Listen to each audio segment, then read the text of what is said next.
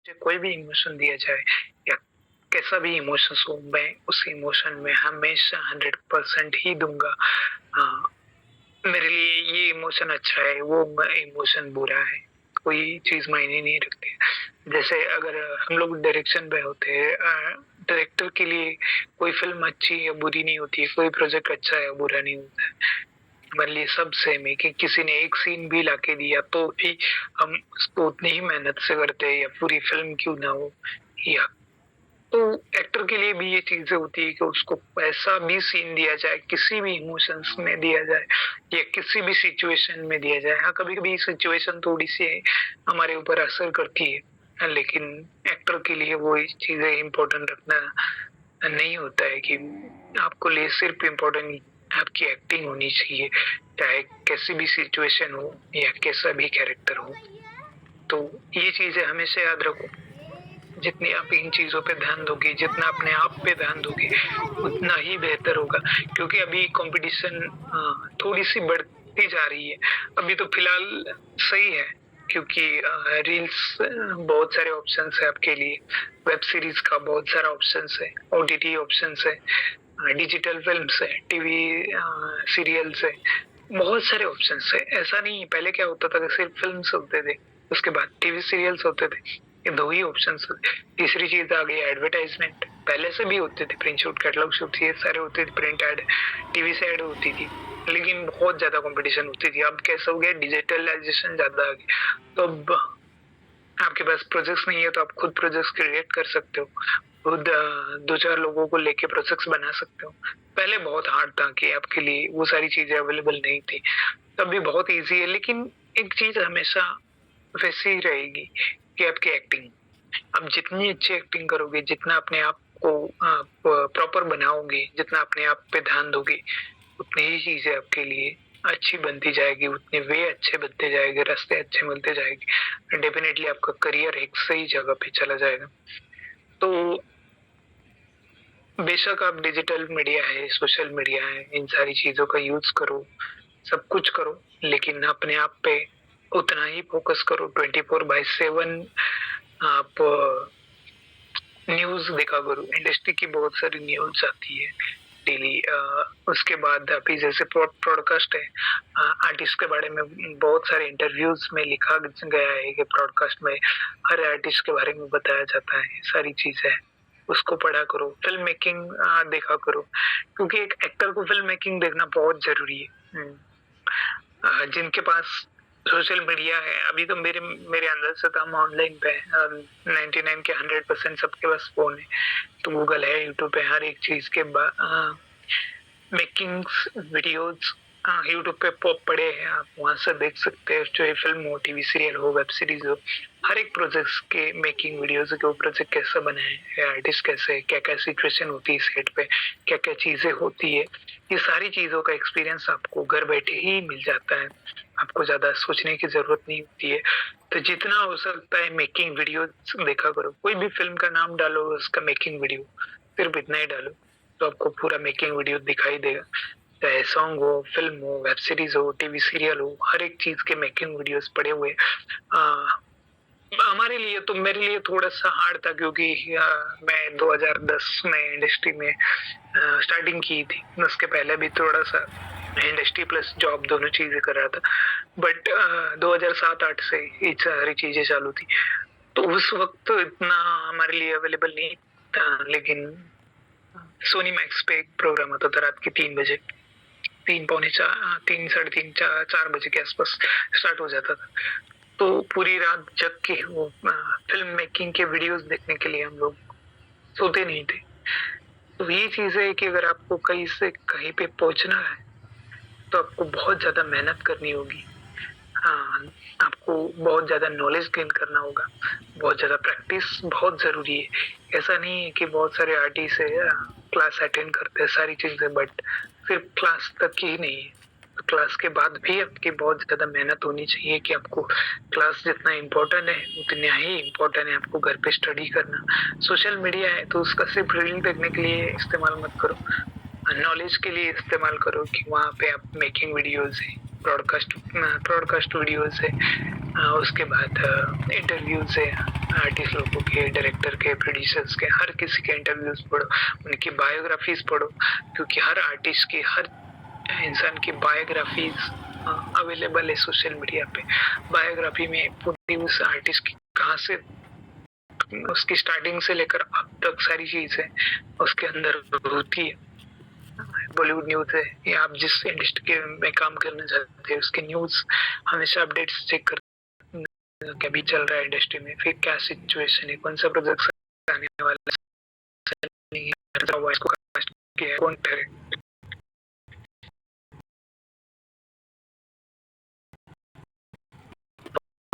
जितना आपके पास नॉलेज होगा उतने आपके लिए इजी चीज है, उतने उतने अपने आप में आपको सही लगती है, अच्छा और क्या है, बुरा क्या है, सही गलत का आपको चीजें समझ में आ जाती है। तो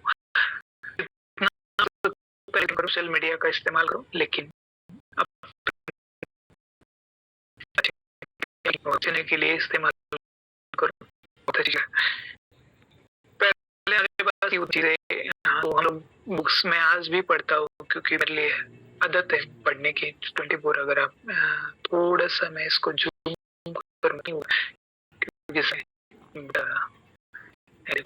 मैं एफटीआई का बुक है, अगर आपको थोड़ा सा सेंसर हट जाए तो, बट हाँ मैं इसको हटाने की कोशिश करता हूँ, ठीक है। तो डेली हम लोग यही चीज है कि पढ़ते हैं, चाहे मैं शूट कर रहा हूँ, चाहे कुछ भी कर रहा हूँ, बट हमारे लिए वही चीज है कि पढ़ना बहुत इंपॉर्टेंट है, क्योंकि बिना पढ़े नहीं रह सकते। तो इसके लिए भी चीज होनी चाहिए कि आपको हमेशा डिफरेंट डिफरेंट सिचुएशन में आपको पढ़ना, नॉलेज गेन करना, हर एक चीज के बारे में आपको वो चीज आदत लगानी बहुत जरूरी। अब जितनी अच्छी आदत अपने आप को लगाओगे उतना बनते चले जाओगे। अगले पॉइंट की तरफ बढ़ते हैं। पॉइंट नंबर 4 है हर किरदार की पहचान है। सिर्फ अपने किरदार को नहीं, बाकी सारे किरदार को समझेंगे। जैसे मैंने अभी कहा था कि आपको सिर्फ अपने कैरेक्टर के बारे में नहीं है, तो आपके अपने अपोजिट में कितने कैरेक्टर है, उनकी क्या सिचुएशन है, उनके क्या इमोशंस है, या उनकी बॉडी लैंग्वेज कैसे हो सकती है, उनके डायलॉग्स क्या है, हर एक चीज के बारे में आपको पता होना चाहिए। या बाकी अदर्स कैरेक्टर जो हमसे बात करने वाले, उन कैरेक्टर के बारे में आपको पता होना चाहिए, क्या कैरेक्टर है, कैसा है, किस तरीके से उसके डायलॉग्स है।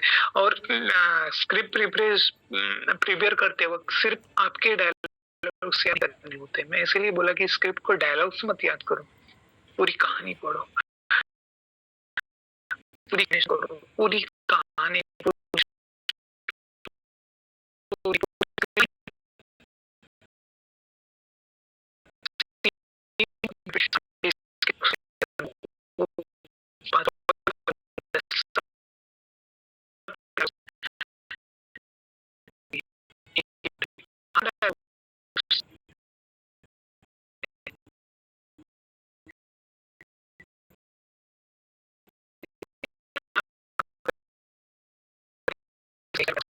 क्या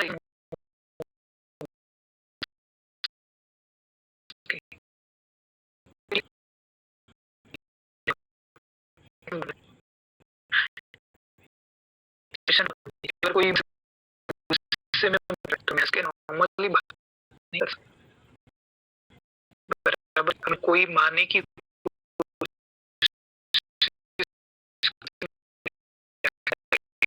मुझे डांट रहा है, गुस्सा कर रहा है, मेरी रिएक्शन क्या होगी, मुझे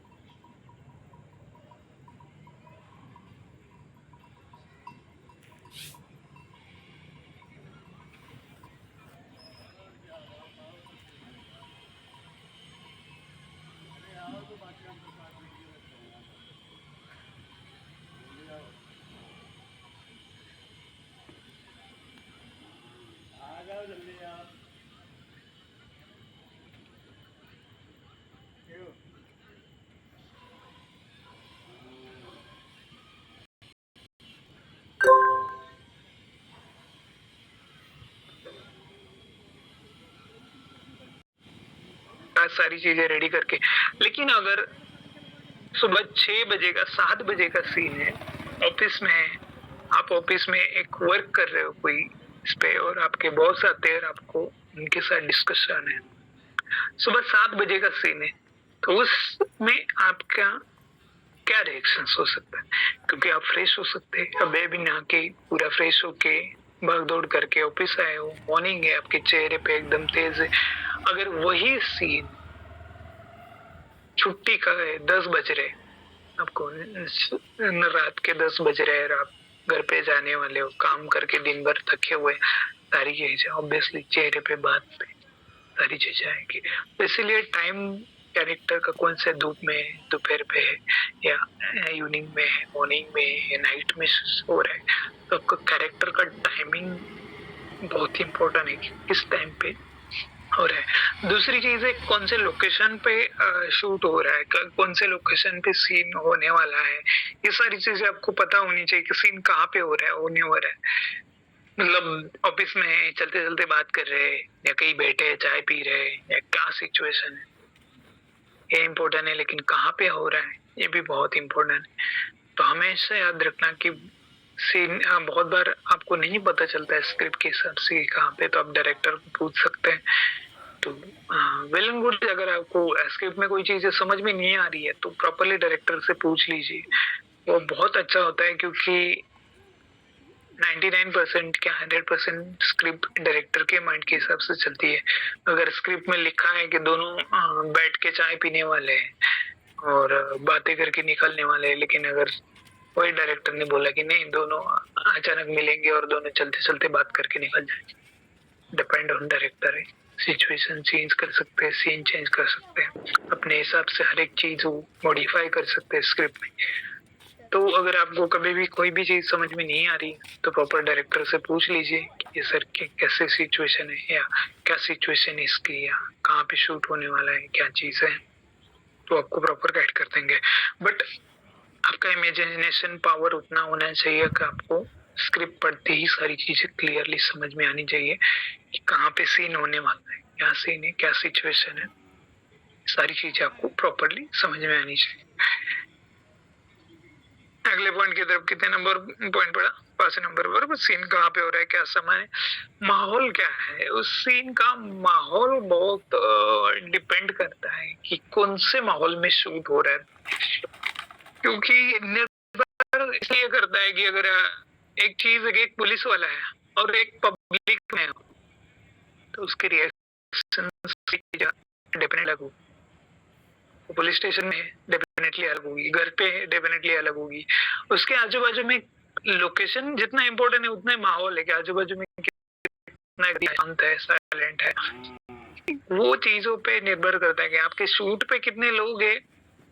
वो इम्पोर्टेंट नहीं है लाइट वाला है या ट्रॉली वाला है, कैमरा वाला है, ये इम्पोर्टेंट नहीं है। इम्पोर्टेंट क्या है, उस सीन के अंदर कितने कैरेक्टर्स, कितना माहौल है बड़ा, बहुत इम्पोर्टेंट। तो आपको हर टाइम में वो चीज नहीं चाहिए कि आपका डिस्ट्रैक्शन उसी पे निर्भर करेगा कि कितनी कर दी है वहां पे, तो उसी पे आपके बहुत सारी चीजें निर्भर करती है। हमेशा आपकी थिंकिंग यहाँ से प्रॉपर माइंड ऊपर ऊपर से नहीं, और आपका वॉइस, इसको ना भी बोलते हैं, वहां से निकलना चाहिए हमेशा अंदर से पूरा। दूसरी चीज है कैरेक्टर को रियलिस्टिक करने की कोशिश करो, इमोशंस ऑटोमेटिक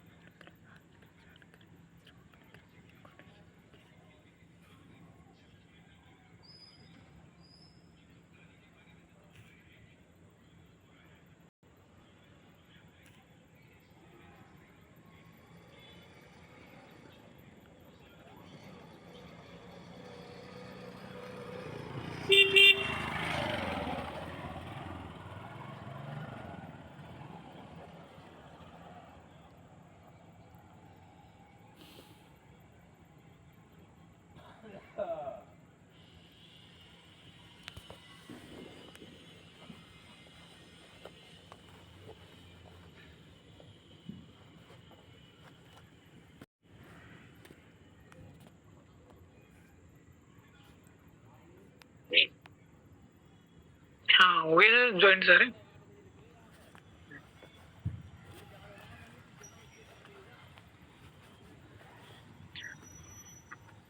ओके, कंटिन्यू करते हैं। कहाँ पे था मैं? कोई याद दिला सकता है?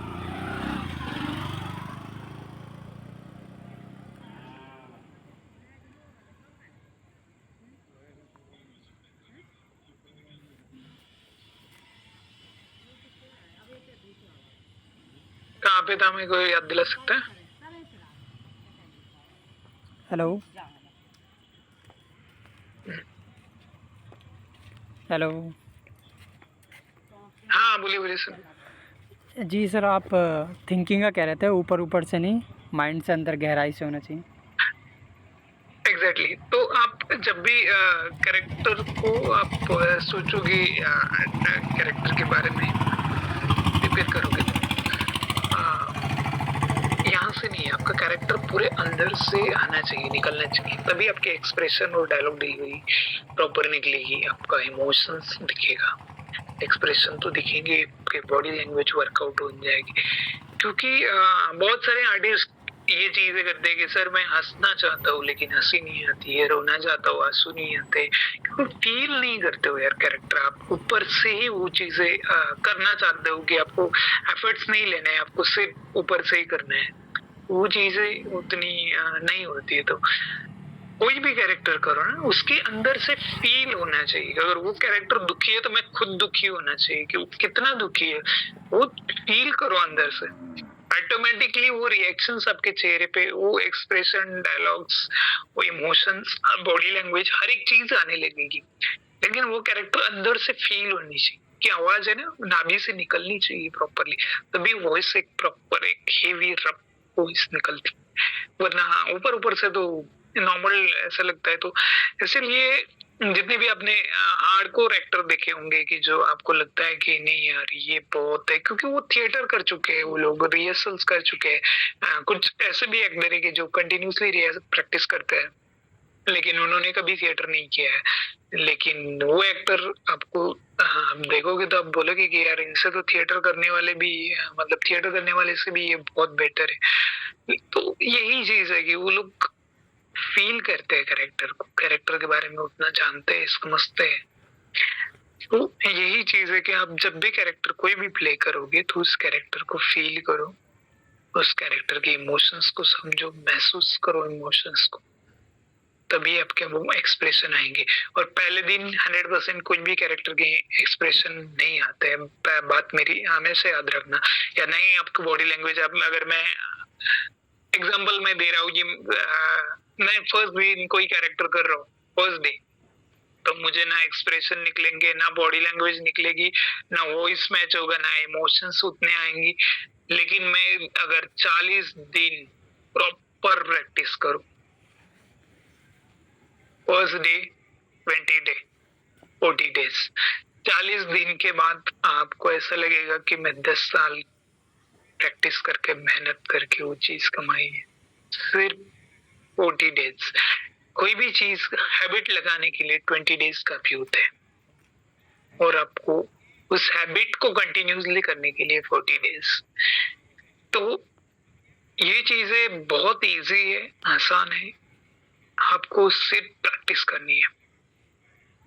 तो इसलिए कहता हूँ कि घर पे जितनी हो सकता है प्रैक्टिस करो, कैरेक्टर को फील करो, महसूस करो, करने की कोशिश करो। जब करोगे तभी होगा। सोचने से कुछ नहीं होता है, सोचने से सिर्फ अकल मिलती है, लेकिन उस अकल को अमल में लाओगे तो डेफिनेटली सपने पूरे होंगे। यही चीज है कि आपके पास जितना भी नॉलेज है उसको वर्कआउट में लाओ, डेफिनेटली होगा। अगले पॉइंट की तरफ बढ़ते हैं। सीन नंबर 6, सीन का उद्देश्य, ऑब्जेक्टिव क्या है? क्या किरदार उस सीन में क्या चाहता है ये जानना बहुत जरूरी है। बहुत बार ऐसा होता है कि सब्जेक्ट और ऑब्जेक्ट दो चीजें बहुत जरूरी है। सब्जेक्ट का मतलब होता है टॉपिक, बराबर है, और ऑब्जेक्टिव मतलब उस सीन में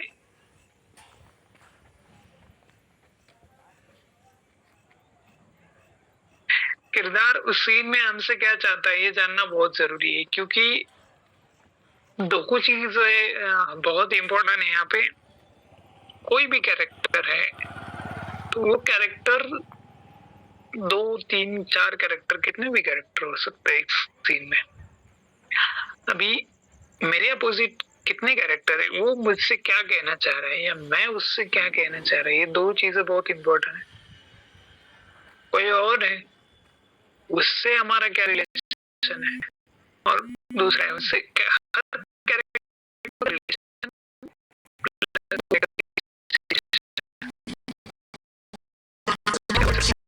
कि अगर मैं बाप से बात कर रहा हूँ तो मैं किस तरीके से बात करूंगा। वो पापा है मेरे, डैड है, उनसे डेफिनेटली अम्मा है या बहन है।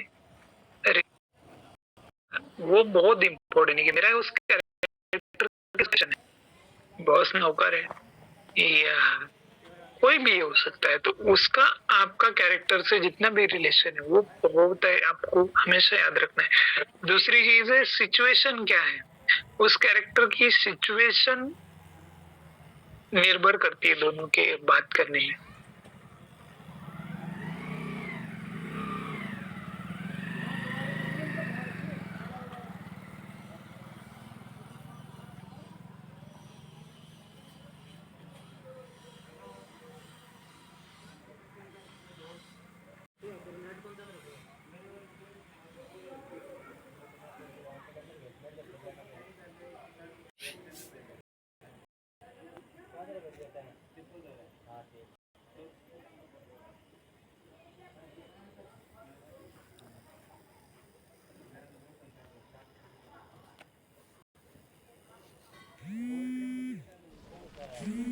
Так, дайте пацанам посчитать потери. Сумма нули погибает на сцене. Снова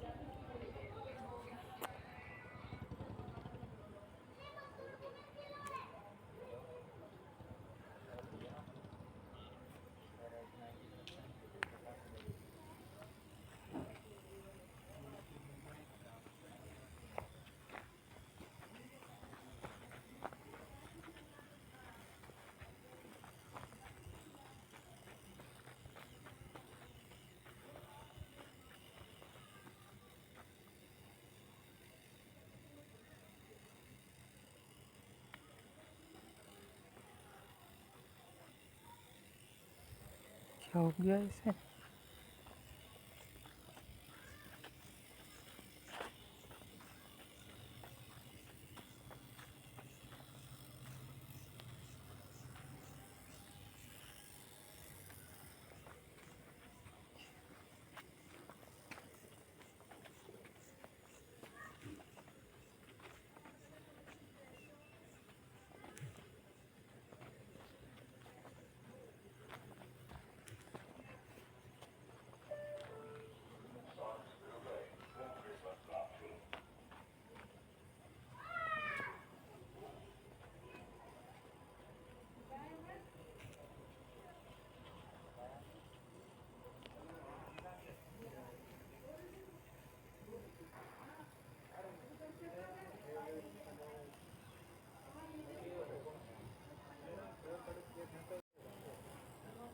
प्रैक्टिस कर रहे हैं कि आपने कभी प्रैक्टिस ही नहीं की है लेकिन आपको नॉलेज है, डेफिनेटली आप अच्छे करने की कोशिश करोगे क्योंकि आपको हर एक चीज के बारे में डिटेल में पता है, हर एक चीज समझते हो आप।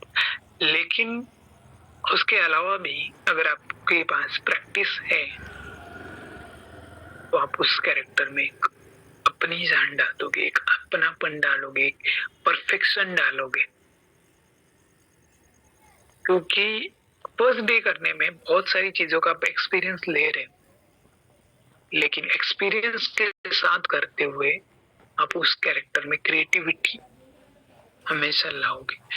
तो यही चीज बोलता हूँ कि जितना नॉलेज आपके पास एक एक्टर को जितना पता हो कि बहुत लोग कहते हैं ना कि नॉलेजेबल होना चाहिए, लेकिन लैक ऑफ नॉलेज नहीं होना चाहिए। कि आपको कोई भी चीज, जो चीज कर रहे हो ना आप, जिस चीज में आपको करियर करना है, जिस चीज के बारे में जानना है, जितनी हो सकता है जानकारी ले लो, जितना हो सकता है रिसर्च करो, जितना हो सकता है उसका चीज के बारे में पता करो, टाइम जेम करो, ऑब्वियसली 100% सक्सेस देगा।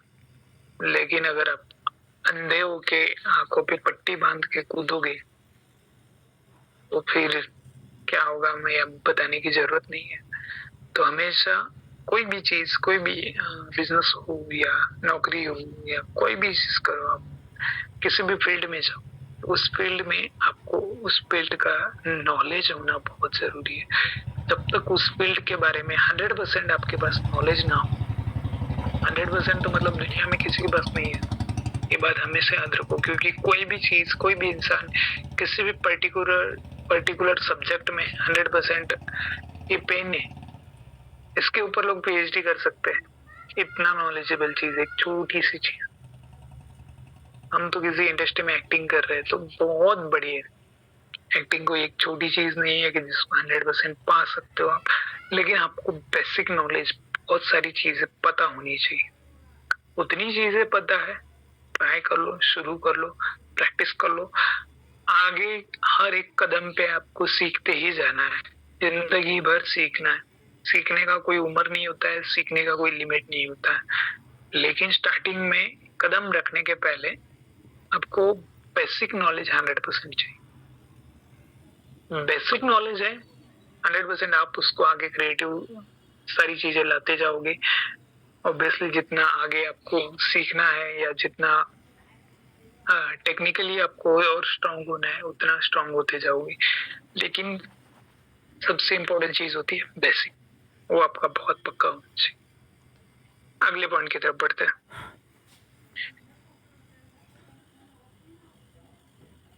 सीन नंबर 7 है संवाद। सिर्फ डायलॉग बोलने की चीज नहीं है, हर लाइन में भावना होती है, उसे महसूस करना सीखो। कि कोई भी कैरेक्टर हो, उस कैरेक्टर में भावनाएं होती है, भावनाएं इन द सेंस इमोशंस, और उस इमोशन को महसूस करना। क्योंकि आपको लाइन सिर्फ रटनी नहीं है, बोलनी नहीं है, डायलॉग सिर्फ बोलना नहीं है, तो आपके अंदर वो इमोशंस पूरा होना चाहिए, आपके आंखों में दिखना चाहिए कि आप गुस्सा आ रहा है आपको, या दर्द हो रहा है, या आपको तकलीफ हो रही है, या आप खुशी महसूस कर रहे हैं, जलन महसूस कर रहे हो। क्या इमोशंस है वो आपके चेहरे पे भी दिखना चाहिए, आपके बातों से भी निकलना चाहिए, आपकी बॉडी में, हर एक चीज में वो इमोशंस प्रॉपरली दिखना चाहिए। तो कब होगा? जब आप उसको फील करोगे, वो डायलॉग के हर एक लाइन को फील करोगे कि उसमें क्या लिखा है, उस डायलॉग की लाइन को फील करोगे ना, उसके इमोशंस को फील करोगे, तो ऑटोमेटिकली सारी चीजें वर्कआउट होने स्टार्ट हो जाएगी। कि आपका सिर्फ बॉडी लैंग्वेज वर्कआउट होगा, या एक्सप्रेशन या आई कॉन्टेक्ट या आपके डायलॉग से, या हर एक चीज के बारे में, आपकी सिचुएशन, एक्शन, हर एक चीज में सारी चीजें आपको दिखाई देगी। तो कैरेक्टर को फील करना, मेरे अंदर से कैरेक्टर को जितना फील करना इम्पोर्टेंट है, माफ करना, उस लाइन को फील करना उतना इम्पोर्टेंट है, जितना इम्पोर्टेंट है उतना ही उस कैरेक्टर को समझना इम्पोर्टेंट है। क्योंकि बहुत बार ऐसा होता है कि हम तो उस लाइन को समझ रहे हैं, लेकिन हमारा कैरेक्टर तो कुछ और ही है, हम लाइन को समझ के कुछ और ही फील कर रहे हैं। तो ये बहुत बार होता है। तो आपको हमेशा आपके माइंड में ये चीज होनी चाहिए, मैं कैरेक्टर क्या प्ले कर रहा हूँ, मेरा क्या कैरेक्टर है, तो उस लाइन क्या है, उन दोनों का तालमेल क्या है, सिचुएशन क्या है, सामने वाले का क्या सिचुएशन है, बी की सिचुएशन क्या है, इन सारी चीजों पे वो सब एक लिमिट है। क्योंकि आप उस इमोशन को कितना लाओगे, कितना रिएक्ट करोगे, वो आपके ऊपर निर्भर करता है। कि अगर किसी ने लिखा है कि रोना है, तो आप कितना रोओगे, चिल्ला के जोर जोर से रोना है, या फुदक के, मतलब आपको एकदम इतना रोना है, या सिर्फ आपको आंखों में से आंसू नहीं है बट आप रोने की कोशिश करो या रोना आ रहा है, डिपेंड ऑन यू। आप उस कैरेक्टर किस तरीके से उस इमोशंस को लाना चाहते हो, वो ये निर्भर करता है उस कैरेक्टर पे, वो कैरेक्टर की क्या सिचुएशन है, क्या सारी चीजें, क्या कैरेक्टर है, इन चीजों पे ही निर्भर करता है। या आप हंस रहे हो तो कितना हंस रहे हो, रो रहे हो कितना रो रहे हो, या चिल्ला रहे हो कितना चिल्ला रहे हो। तो इन सारों का एक सारी चीजों का लिमिट होता है, तो आपको लिमिट की लेवल हमेशा पता होनी चाहिए, और वो लेवल हमेशा मेंटेन कर, तभी आपका कैरेक्टर अच्छा रहेगा। या आपने थोड़ी सी भी गड़बड़ कर दी, इमोशंस को थोड़ा सा भी ऊपर नीचे कर दिया, तो पूरे कैरेक्टर एक बैड हो जाएगा। तो हमेशा उस चीज को ध्यान में रखो। आगे बढ़ते हैं। तो आपको लाइन की भावनाएं महसूस, भावनाएं क्या होता है, हर लाइन में भावना होती है, उसे महसूस करना सीखो। भावनाएं मतलब हर लाइन में इमोशंस होता है, लेकिन आपको उस इमोशन का लिमिट भी याद रखना बहुत जरूरी है, कि कितना लिमिट है क्या नहीं है ना। आगे बढ़ते हैं। सब्जेक्ट 8 है, सब्जेक्ट को पढ़ना सीखे। जो कहा जा रहा है उसके पीछे क्या छुपा है वो समझना बहुत जरूरी है, क्योंकि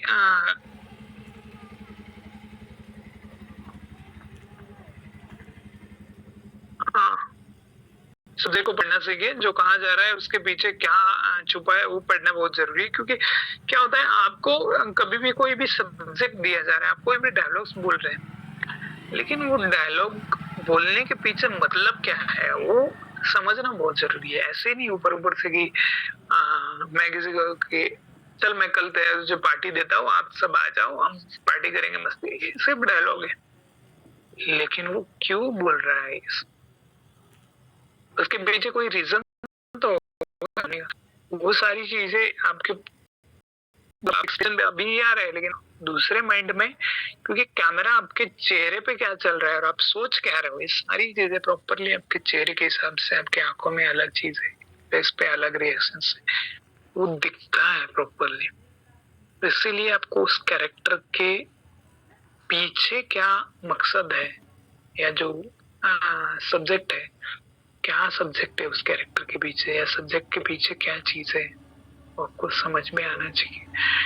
क्योंकि मैंने अगर किसी को सिर्फ बोल दिया है कि मैं आपको कल पार्टी दे रहा हूँ, आप सब आ जाइए, मैं पार्टी देता हूँ, मैंने क्यों बोला है पता तो होना चाहिए ना उस कैरेक्टर को, ये क्यों बोला, किस लिए बोला, क्यों बोल रहा है, तो वैसे इसीलिए आपको उन चीजों के बारे में पूरी पता होना चाहिए कि मैं जो सब्जेक्ट पढ़ रहा हूँ या वो जो कैरेक्टर कर रहा हूँ मैं, उस कैरेक्टर के पीछे छुपा हुआ मतलब क्या है वो समझना बहुत जरूरी, तभी आपके इमोशंस 100% आएंगे।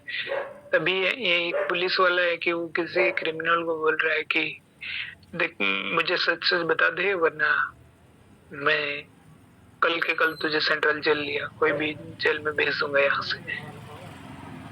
क्यों बोल रहा है, सच में उसको पता होना चाहिए ना कि वो डराने के लिए बोल रहा है, या सिर्फ डरा रहा है, या सच में वो चीजें सच में भेज सकता है, उसके पीछे क्या मतलब है, तभी तो वो वाली रिएक्शंस आप निकाल पाओगे।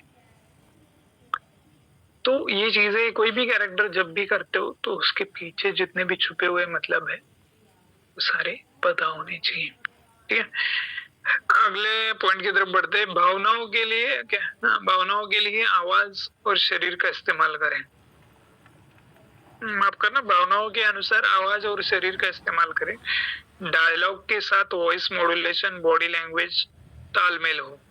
बहुत इंपॉर्टेंट पॉइंट है, क्योंकि आपके इमोशन और बॉडी इन दोनों चीज का मैच होना चाहिए, कि आपका इमोशन कुछ और है और बॉडी लैंग्वेज कुछ और है, ये कभी नहीं होना चाहिए। या डायलॉग्स कुछ और है लिखे हुए, आपका वॉइस कुछ और ही कह रहा है, बॉडी लैंग्वेज कुछ और ही कह रही है, एक्सप्रेशन कुछ और ही कह रहे हैं। बहुत बार बहुत लोगों के साथ होता है, नए आर्टिस्ट के साथ तो बहुत ज्यादा होता है। स्क्रिप्ट में लिखा कुछ और है, अपने इमोशन समझ लिया कुछ और ही, आपकी बॉडी कुछ और ही कह रही है, एक्सप्रेशन कुछ और ही कह रहे हैं, डायलॉग्स बोल कुछ और ही रहे, इसका कोई तालमेल नहीं है। तो ये कब होता है? एक तो आपके पास प्रैक्टिस ज्यादा नहीं है, या प्रैक्टिस है तो स्क्रिप्ट की समझ नहीं है, और ये सारी चीजें हैं, तो फिर कहीं ना कहीं मिसकैलकुलेशन हो रहा है। तो हमेशा एक चीज आपके माइंड में फिट होनी चाहिए कि जो इमोशन है वही इमोशन आपके चेहरे पे दिखना चाहिए, वही आपके बॉडी में से, डायलॉग्स में से वही टोन होना चाहिए आपका। आपकी body language, expression, dialogue delivery, voice modulation, मतलब टोन बेन, सारी चीजें, रिएक्शंस, सब एक ही इमोशन के अंदर एक ही तरीके से होने चाहिए। नॉर्मल बहुत बार ऐसा होता है कि दो चीजें, मैं किसी को ऐसे हंस रहा होगी, मतलब कि हाँ यार मैं तो बहुत खुश हूँ लेकिन मैं अंदर से दुखी हूँ, और डेफिनेटली दो इमोशंस उस जगह पे अलग चीज है। लेकिन मैं सिर्फ अंदर से दुखी हूँ और हंसने की कोशिश कर रहा हूँ कि हाँ मैं बहुत खुश हूँ, नहीं यार, फील करो अंदर से, लाओ फील को, प्रैक्टिस करो, एक बार नहीं 100 बार करो, 1000 बार करो, महसूस करो, रो सच में रो, हंसो सच में हंसो, गुस्सा हो जाओ सच में हो जाओ। बस हर एक चीज का लिमिट है, कितना करना है वो आपको पता होना चाहिए, क्या लिमिट के बाहर नहीं जाना है, लेकिन हर एक चीज करो, तभी वो चीज निकल पाएगी, तभी आप रियल हंस पाओगे, तभी रियल आंसू आएंगे, तभी दुख होगा रियल में। कोई भी सिचुएशन ऐसी नहीं है, कोई भी चीज ऐसा नहीं है कि आपने ऊपर ऊपर से बढ़ लिया हंसना है तो मैं क्या हंस लूंगा, नहीं होता है भाई, बहुत मेहनत लगती है, बहुत प्रैक्टिस लगती है, तभी रियलिस्टिक कर पाते हैं। हर डायरेक्टर चाहता है कि मुझे रियलिस्टिक आर्टिस्ट चाहिए, जो हर इमोशंस रियल लाए, वो बॉडी लैंग्वेज दिखे, वो एक्सप्रेशन दिखे, वो एफर्ट्स दिखे उस कैरेक्टर में। लेकिन आर्टिस्ट क्या चाहते हैं? मेहनत ही नहीं करना चाहता है, बस ऊपर ऊपर से कि नहीं सर करेंगे, कोई टेंशन नहीं सर, हो जाएगा डायलॉग्स याद, मैं देख लूंगा ऑन सेट पे। परसों एक आर्टिस्ट गया था सेट पे, प्रैक्टिस नहीं, कुछ भी नहीं, कुछ भी नहीं, है इतनी बड़ी बड़ी बोल बच्चन, सर मैं देख लूंगा, एक नंबर कैरेक्टर कर दूंगा, कर दिया। डायरेक्टर है वो, डायरेक्टर ने निकाल लिया, लेकिन आर्टिस्ट के एफर्ट्स कितने? 0 है। डायरेक्टर को तो डायरेक्टर प्रोजेक्ट तो नहीं छोड़ सकता ना, उसको तो पता है, वो तो गधे से भी काम करवा सकता है, वो तो पत्थर से भी काम करवा सकता है। डायरेक्टर किसी से भी, अगर किसी भी डायरेक्टर ने सोच लिया कि ये पूरा रॉ एक्टर है, एक्टर का ये भी नहीं पता इसको, मुझे इससे बेहतर काम करवाना है, वो भी करवा सकता, लेकिन उसका क्या है? हमको सबसे बड़ी एक फिल्म बताएगा, नागराज मंजुळे, जानते हो आप? मराठी फिल्म है सैराट, सबसे सुपरहिट फिल्म, उसके आर्टिस्ट की हिस्ट्री बताएगा आपको? 0। रिसर्च करो, सर्च करो, दोनों भी जितने भी लीड आर्टिस्ट हैं या बाकी साइड आर्टिस्ट, क्योंकि वो फिल्म डायरेक्टर ने बनाई थी, उनसे प्रैक्टिस करवा ली थी, उनसे जो चीजें चाहिए थी वो निकलवाई थी डायरेक्टर ने। आर्टिस्ट लोगों ने मेहनत की, लेकिन उसके बाद कुछ भी नहीं। 10 साल हो गए तब जाके उन आर्टिस्ट को कहीं ना कहीं छोटी मोटी फिल्म मिल रही है। तो ये चीज है कि आपकी मेहनत उतनी स्ट्रांग होनी चाहिए, कि ऐसा नहीं है कि आप सिर्फ दूसरे के बजाय, देखो क्या होता है कि हर इंसान की पहचान होती है, पहचान के हिसाब से तो सबको मिल जाता है, लेकिन आपकी भी मेहनत हो। अगर आप इसके बारे में जानते हो, इसका बेटा है, किसका? शाहरुख खान का बेटा, क्या कमी है भाई उसके पास? देखो जरा उसके बारे में सर्च करके। आमिर खान का बेटा है, क्या कमी है उसके पास? देखो सर्च करके। बहुत बड़े बड़े एक्टर के बेटे हैं जिनके पास कोई कमी नहीं है, फिर भी वो दिन रात लगे हुए हैं मेहनत करने में, सीखने में, एफर्ट्स ला रहे। क्यों? क्या जरूरत है उनको? उनके बाप के, उसके बाप ने अगर, शाहरुख खान के बाप ने अगर सोच लिया कि मुझे कोई जरूरत नहीं है मेरे बेटे को, एक साथ 100 फिल्में, उसके पास उतना पैसा है भाई, एक साथ 100 फिल्में खड़ी कर सकता है, क्या जरूरत है उसको? आमिर खान के बेटे को क्या जरूरत है? क्यों थिएटर कर रहा है बंदा, वो क्यों मर रहा है दिन रात, क्यों प्रैक्टिस कर रहा है, सारी चीजें क्या जरूरत है उसको? यही चीज है, ये जो चीजें अपनी होती है ना, वो अंदर से आती है, जो मेहनत से ही आती है, प्रैक्टिस से ही आती है, सीखने से ही आती है। कला है, दूसरा सिर्फ आपको बता सकता है कैसे करना है, करना अपने आप को ही है। अगर आप नहीं करोगे तो कोई भी नहीं कर सकता।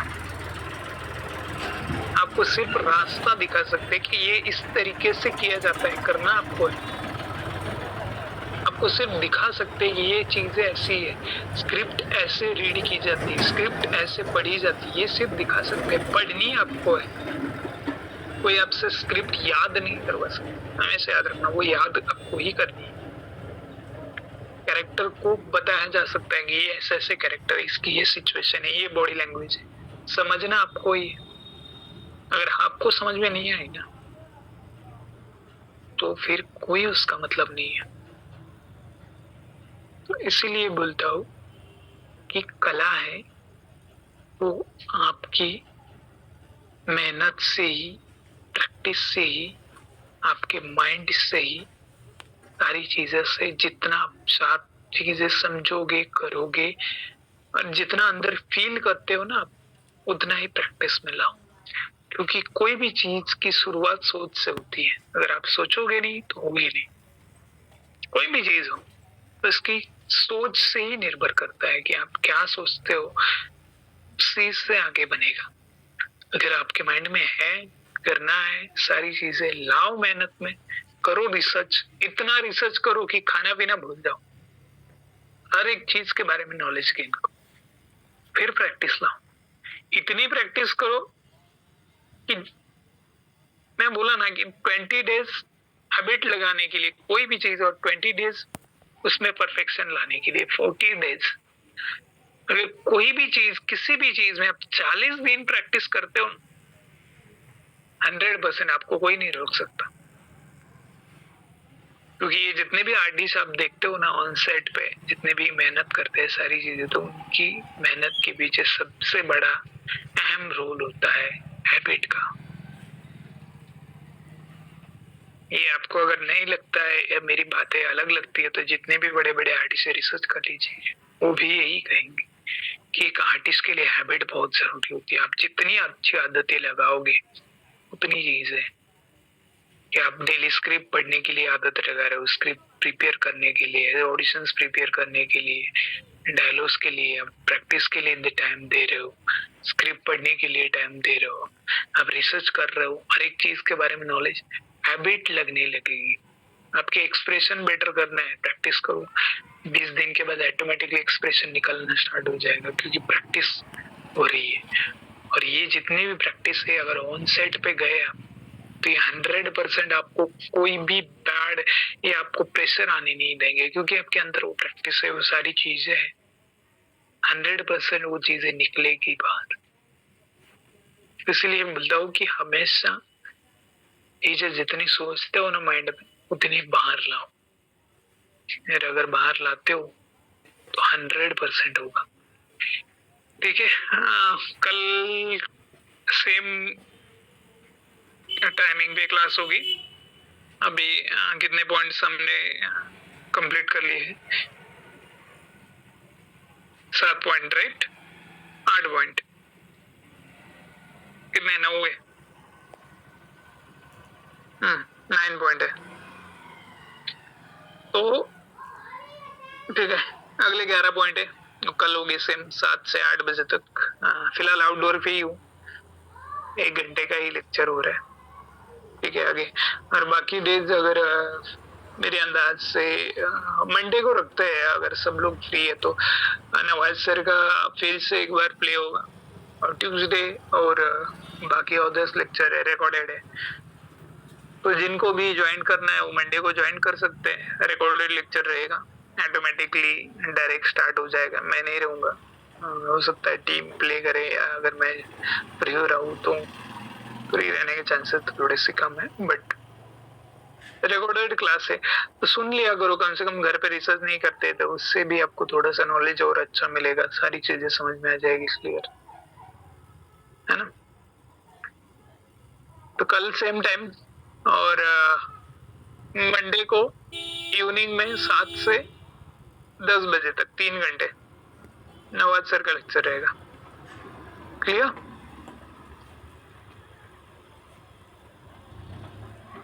Good night everyone.